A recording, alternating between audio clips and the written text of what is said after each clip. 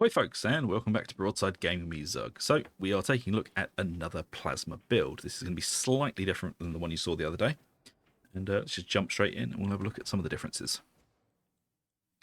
So, we're still using the same chainsword, and modifiers are going to be like this. Damage, finesse, shredder, and penetration, lol, as max, and mobility as our dump. Perk-wise, we're going with damage to flak armored enemies, because it's the most prevalent armor type in the game, and damage to unarmored enemies, because this chainsword is mostly going to be used to get ourselves out of sticky melee situations when we are surrounded. And most of the time, we are going to be surrounded by chaff like this. The chainsword's got a nice little moveset on it. First attack is a heavy overhead, and then big, wide sweeps. And it's pretty useful for killing anything basically up to and including a mauler. Maulers will take a little bit more killing though. Usually having to rev the chainsword and heavy attack overhead. But this is basically only be whipped out when we are surrounded. Now, if you're surrounded by, say, rages, keep your gun out and keep firing. You do not want to be trying to go toe-to-toe with rages with a chainsword if you can avoid it. Obviously, sometimes you can't. Anyway, that's the chainsword. And now for the plasma gun. We are going for damage, charge rate, stopping power, and thermal resist as our main modifiers, and ammo as our dump. Perk-wise, we're going with damage to flak armored enemies and damage to unyielding. This is going to allow us to pop those very annoying gunners and basically the most prevalent armor type in the game, and also deal with, because of unyielding, Reapers, Bulwarks, and all monstrosities and bosses. It doesn't, however, cover Crushers. So for Crushers, just try and aim for the face. Everything else, though, quite easy to deal with the old plasma gun. Now, there is some blow-through when you're dealing with Bulwarks, but they are still quite annoying. If you can, though, try and shoot them in the back.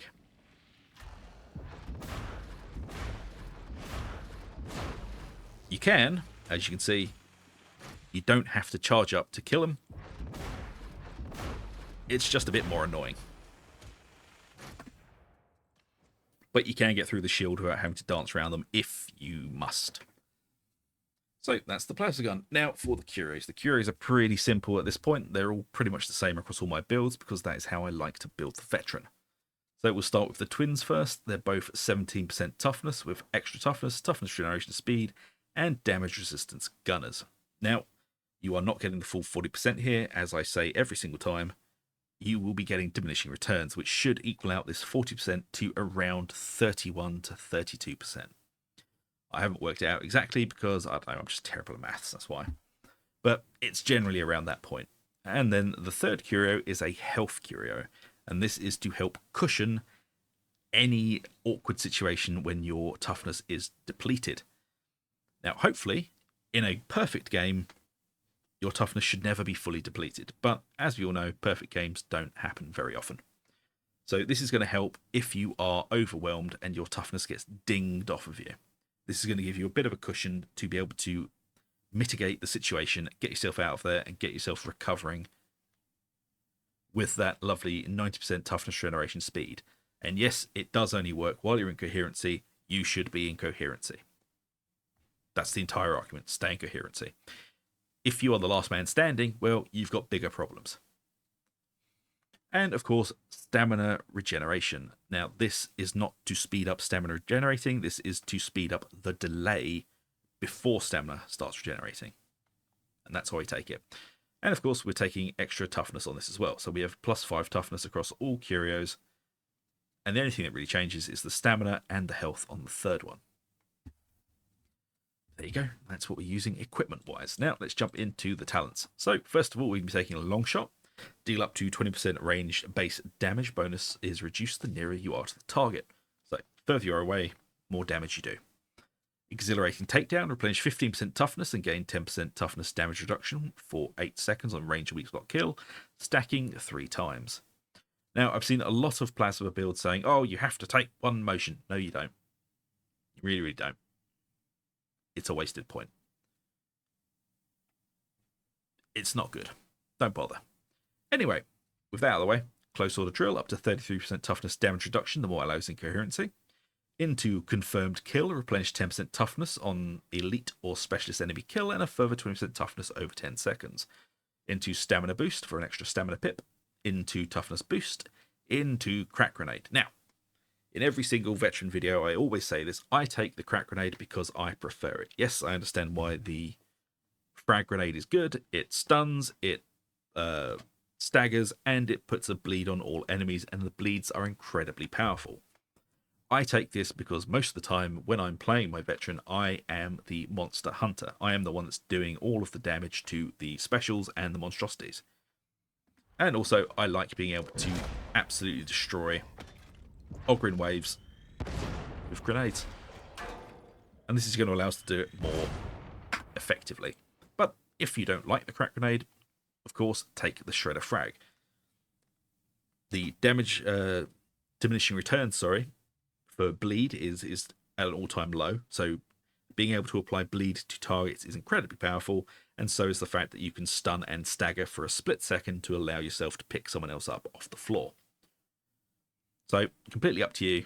I just prefer the crack grenade. Anyway, moving on. Down into the health boost, and then we're taking Grenade Tinkerer. This is going to give us plus 50% damage to the crack grenade, plus 25% damage to the frag, and increase its radius. And we're going to ignore the smoke grenade because I hate it. Then we're moving into Fire Team, down into Toughness Damage Reduction, and we're taking Field Improvisation. Now, ammo crates also restore grenades, medpacks heal 100% faster, and they cleanse corruption and replenish 1% toughness per second.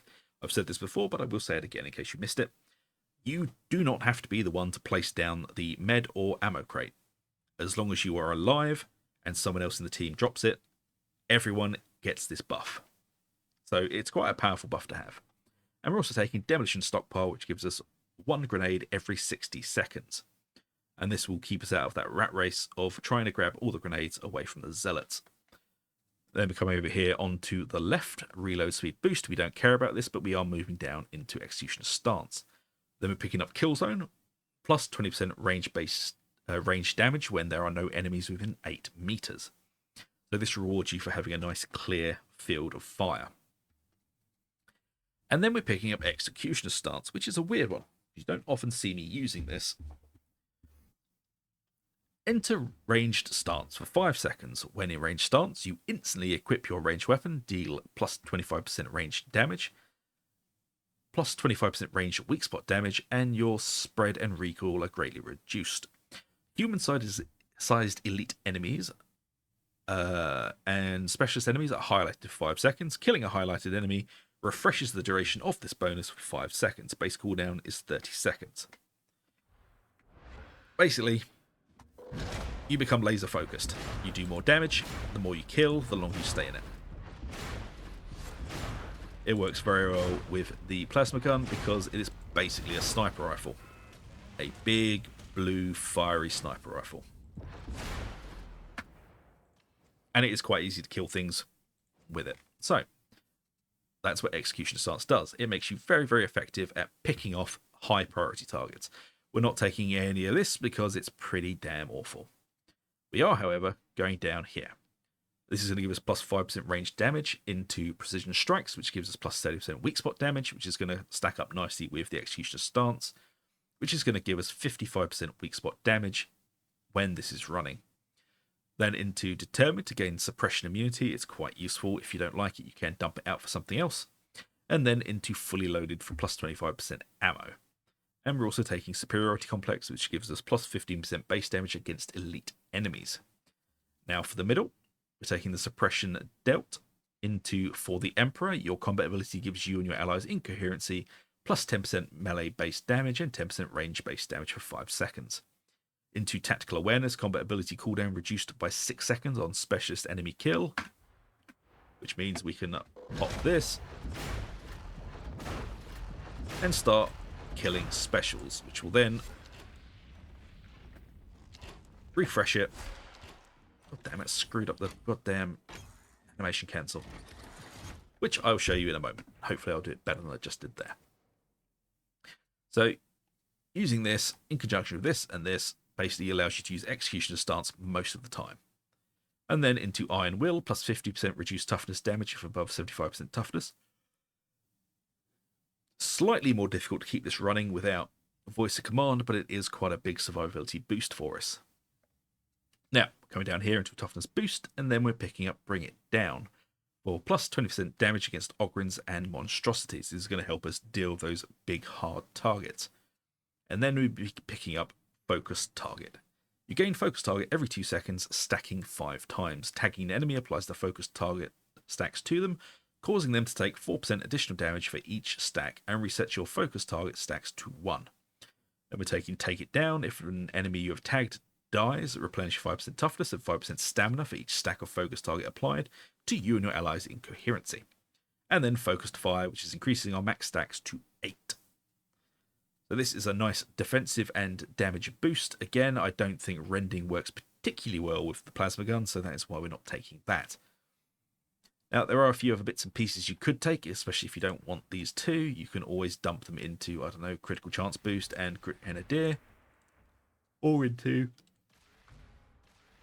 Melee Damage Boost and Serrated Blades, but I mean, they're not particularly great, and honestly, you really don't need one motion. Really don't need it. Please don't listen to them. Of course, you can take, I don't know, on ability use for 10 second any weak spot hit gains plus 20% strength. I mean, it's not great, but I do think these are the most useful in this build, but I don't know, spread them around, see what you think. So, how do you play the build? Very easily.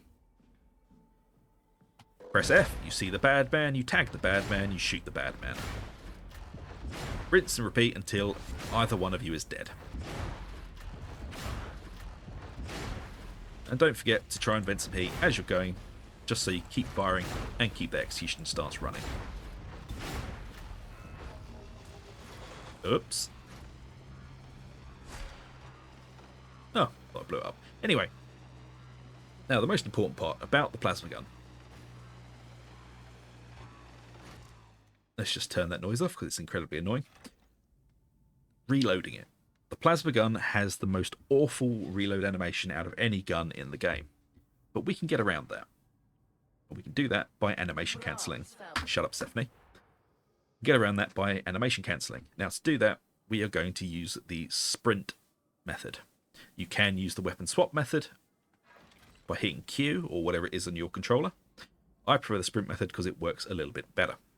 So what you do is you start to reload. When you see the turn, you sprint. When you see the turn, you sprint.